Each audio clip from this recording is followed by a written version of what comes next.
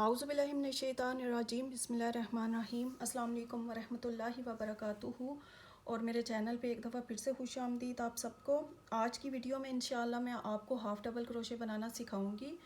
और इससे पहले मैं आपको चेन और स्लिप नॉट चेन और सिंगल क्रोशे बनाना सिखा चुकी हूँ।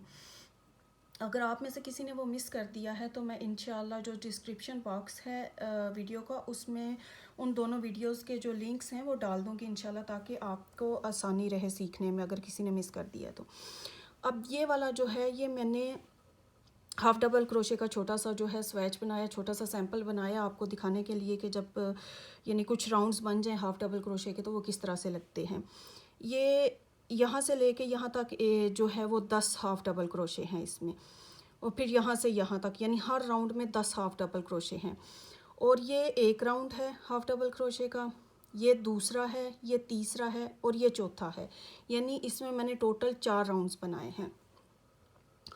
इतना मैं बताती चलूँ कि जब आपने, जैसे कि मैंने इसमें 10 हाफ़ डबल क्रोशे बनाने थे तो मैंने 11 चेन्स की, यानी एक चेन आपने एक्स्ट्रा करनी है, चाहे आपने 20 बनाने हैं 30 बनाने हैं, जितने भी हाफ़ डबल क्रोशे।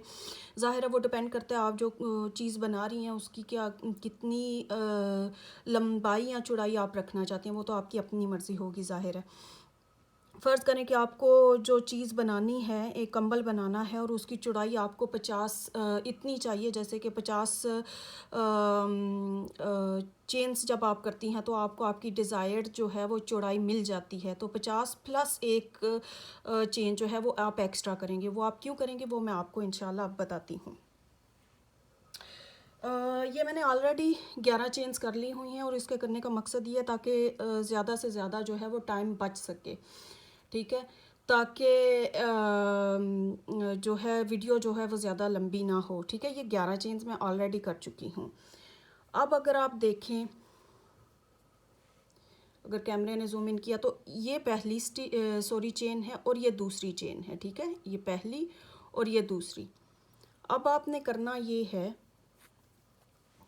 आपने इस पहली चेन को भी छोड़ देना है, आपने इस दूसरी चेन को भी छोड़ देना है। ये जो तीसरी चेन है ये वाली रैप करें अपने क्रोशे हुक के गिर्द, जो है यान को रैप करके जो थर्ड चेन है आपकी आप उसमें डालें। और बहुत ज़्यादा खींचना नहीं है, बस हल्का सा, बहुत ही कैसे कहेंगे आप उसको, लूज सा रखें यान को हमेशा।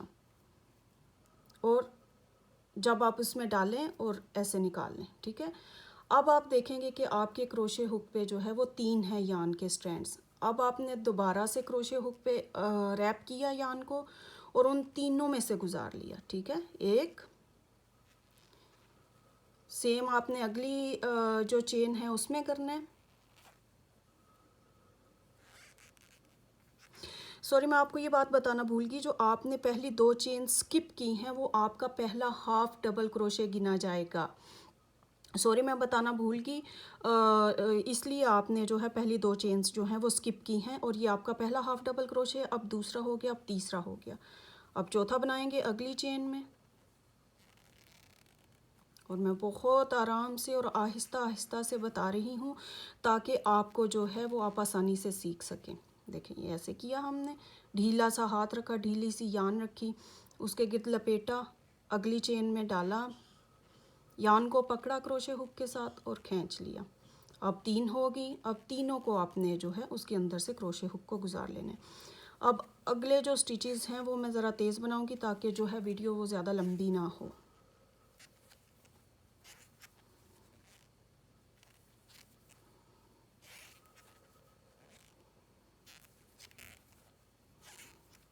अब आपको याद होगा कि मैंने कहा था कि आपने एक स्टिच एक्स्ट्रा रखना है, जितने भी आपने हाफ डबल क्रोशे बनाने हैं उससे एक स्टिच आपने एक्स्ट्रा रखना है। तो अब मैं, जैसे कि ना हमने 11, आपको याद होगा हमने 11 जो है चेन्स बनाई थी, तो अब हमारे पास 10 हाफ डबल क्रोशे आने चाहिए। तो ये पहला हो गया हाफ डबल क्रोशे जो आपका चेन 2 था, अगर आपको याद हो। 2 3 4 5 6 7 8 9 और ये 10, ये आपके 10 हाफ डबल क्रोशे हो गए। अब आपने करना ये है, वही बात कि चेन 2 करना है, ठीक है, और टर्न कर लेना है अपने काम को। अब आपको ऑलरेडी आई एम श्योर के पता चल चुका होगा कि पहली जो चेन 2 है वो आपका पहला जो है वो हाफ डबल क्रोशे गिना जाएगा, ठीक है। इसलिए अब जो पहला स्टिच आपको नज़र आ रहा है यहाँ पे पिछले राउंड का आखिरी और इस राउंड का जो पहला स्टिच है वो ये है, ये देखें, ये आपने इसको स्किप कर देना है क्योंकि इसके ऊपर आप ऑलरेडी ये वाली दो चेन्स बना चुकी हैं जो आपका पहला हाफ डबल क्रोशे गिना जाएगा, ठीक है। इसलिए आपने इसको छोड़ देना है इस स्टिच को, और ये जो अगला स्टिच है इसमें आपने हाफ डबल क्रोशे बनाना है 2, और सेम वही तरीका है 3। देखिए रैप किया, अंदर डाला, यान को पकड़ा, फिर रैप किया और ये, ठीक है, यही है तरीका।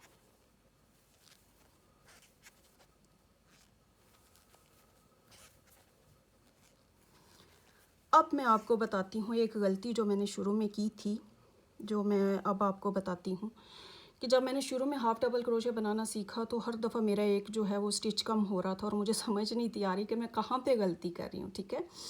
और वो गलती ये हुई थी कि आप जैसे आप गिने और आपको लगता है कि स्टिचेस ख़त्म हो गए, अब मज़ीद स्टिच नहीं रहा कोई, लेकिन एक स्टिच है और वो कहाँ है मैं आपको बताती हूँ। ये आपका एक पहला, ये तो होगी आपकी चेन 2, ठीक है, जो पहली आपने की थी, ये आपका पहला हाफ डबल क्रोशे गिना जाएगा। ये 1 और 2, ये 2 चेन जो 1 2 3 4 5 6 7 8 8 और एक ये वाला जो है ये आपका आखिरी सेकंड लास्ट जो है वो स्टिच है, ये 9। ओके, अब आपको लग रहा है कि ओके जी स्टिचेस तो ख़त्म हो गए हैं, लेकिन स्टिचेस ख़त्म नहीं हुए क्योंकि आपकी ये जो है, अगर आपको नज़र आ रहा हो तो ये आपकी चेन 2 है और ये आपका पहला हाफ डबल क्रोशे मैंने आपको बताया था वो गिना जाएगा। इसलिए आपने इसमें भी एक हाफ डबल क्रोशे बनाने हैं। अब आपके 10 हाफ डबल क्रोशे पूरे हो चुके हैं, 1 2 3 4 5 6 7 8 9 और 10।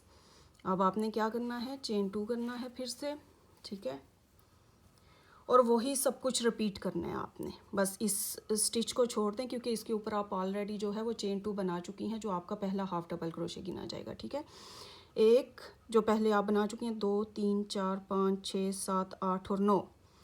फिर यहाँ पे जब आप पहुँचेंगे आपको लगेगा कि जी स्टिचेस तो ख़त्म हो चुके हैं, लेकिन स्टिचेस ख़त्म नहीं हुए। ये आपकी पिछले राउंड की जो स्टार्ट में आपने चेन 2 बनाई थी ये वो होगी, तो इसको मिला के टोटल 10 हो जाएंगे।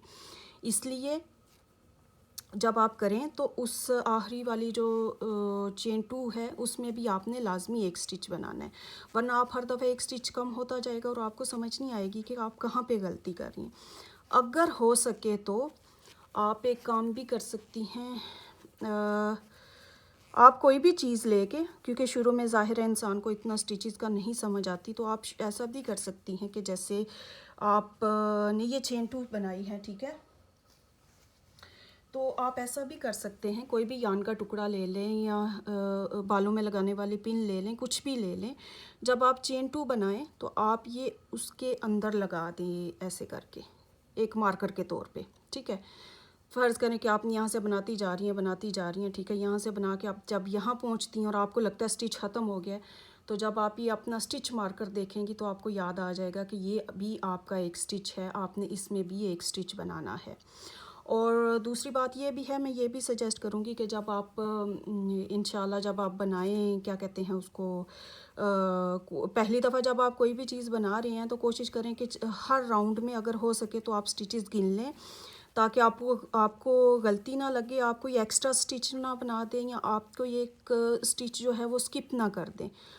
तो बजाय इसके कि आपको 3-4 राउंड्स के बाद उस चीज़ का अंदाज़ा हो, बेहतर यही होता है कि आपको जल्दी में ही उस चीज़ का अंदाज़ा हो जाए उसी राउंड में, ताकि आप उसी वक्त जो है उसको गलती को जो है वो यानी पता चला सकें कि कहाँ पे गलती हो रही है और फिर उसको जो है वो आप हल कर सकें। एक और बात, जब आप यहाँ पे चेन 2 करें तो आप हर राउंड के एंड पे और अगले जब नेक्स्ट राउंड शुरू करें तो शुरू में जब आप चेन 2 बनाएं तो आप कोशिश करें कि बहुत ढीली सी चेन 2 हो। उसकी वजह ये है कि जब यहाँ पे आके जब आप उसके ऊपर हाफ डबल क्रोशे बनाने की कोशिश करें तो वो आसानी से बन जाए।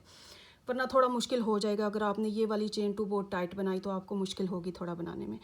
लंबी होगी थोड़ी वीडियो, मैंने कोशिश की कि जितना हो सके मैं इसको शॉर्ट बना सकूं, मगर ज़ाहिर है कि मैं ये भी नहीं चाहती कि मैं बिल्कुल ही यानी कि किसी कोई डिटेल ही ना हो और बिल्कुल ऐसे ही मैं समझा दूँ।